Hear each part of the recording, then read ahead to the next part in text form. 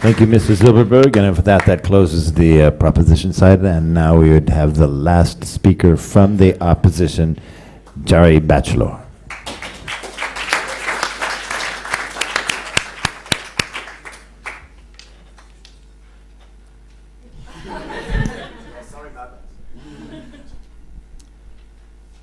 Hello, ladies and gentlemen, and everyone, all the names that I'm supposed to say. So, the first thing I'd like to tell the speaker before me is that he doesn't decide what it means to be taller. I decide what it means to be taller, right? If he grows 30 centimeters, he's not taller, he's just less short, right? What we want to tell you is that when these guys try to squirrel the motion, try to take teeny little bits of German culture and put them in France, they don't become more German. What they become is just a little bit less French, right? Furthermore, when they tell you that everybody should do these things, we say that these things stop being German. It stops being German to drink beer quickly because everybody does it. The reason why something is German is because it's exclusive to the German people. We say that when they say everybody should do it, they are simply taking away the Germanosity of it. That's the word I'm going to create for that one. So, first thing I want to do as a British person is clarify something I heard in the first speech, okay? People aren't interested in Pippa Middleton because she's rich. People are interested in Pippa Middleton because she has a magnificent bum, right? Slightly irrelevant, but I just had to say it, I'm sorry. So, je ne sais quoi. We've got lots of je ne sais quoi. Although to start with, I was a little bit confused as to what je ne sais quoi is. I was thinking, isn't that joie de vivre? No. Is that va-va-voom? No.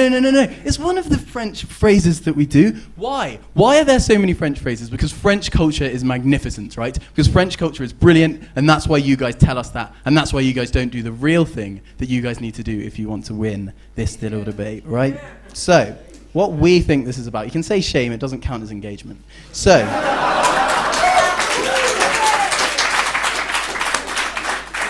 what do we think this is about, right? We think this is about happiness, right? We think it's incredibly German of us to say it's difficult to quantify it and then successfully quantifying it. But what we think is that actually you can see a degree of happiness, you can see the differentiation of happiness. I'm going to give you one example. So let's look at the word happiness. In French, heureuse, yeah? It's a nice word. In German, glücklich. Yeah? Pretty sure the Germans aren't that big on happiness. So let's hear about traffic lights. This is something these guys tell you. We say it's like, no. In Germany, if you even take a step off the side of the road when there's a red man there going like this, the German people go crazy. They're like, what are you doing? What there? They really get really angry, right? So traffic light stuff, not true. And also the Germans always get mixed up with Austrians. It's not very nice either. It doesn't make them very happy. So what do the French have, right? Firstly, romance. Secondly, suaveness. Have you seen these guys? Have you seen their beards? Oh, I couldn't grow a beard like that. Well, also, rare steak. You can never get a steak rare enough anywhere other than France. We think that this is something that makes you happy. Also, the fact that within what these guys say, we can actually reasonably extract that French people have sex more often than they wash.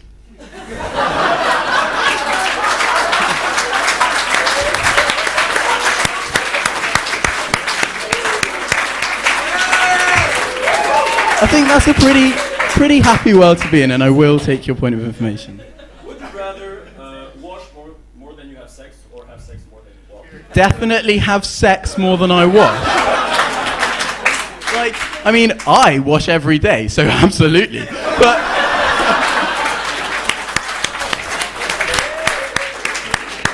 just one more thing on sex, right? Because these guys say that it's not very satisfying for the French people to have sex, right? I've been an Erasmus student in Germany for 6 months. I'm quite tall, I have a British accent. I can tell you that German sex isn't particularly satisfying either.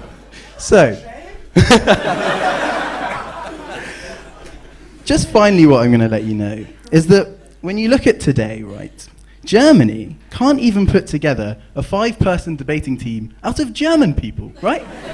They rely on me. They send me an email. They send Beck an email. They send Calix, who's of questionable Germanosity. I understand why you guys have tried to do what you've done, which is say, well, we don't want to be more German. But like, maybe if we have to say that we want to be more German, we'll just pick and choose these tiny little bits that might make us a little bit less French. I understand why you guys are doing that. It's incredibly difficult. No, you're out of time. But what I would say is that even if you're doing that, it simply doesn't suffice to make a big long list of food that you remember from Germany, or a big long list of qualities that you remember from France, and just shout them, right? You say that just because you can say things in a loud voice doesn't mean that France should be more German. So that just because you guys want to like pick and choose these tiny little bits of Germany and Germanosity, use that word in the future, it's a great word. You heard it here first. It doesn't mean that you guys win, it doesn't mean that you guys are right, and for all those reasons I'm incredibly proud to oppose.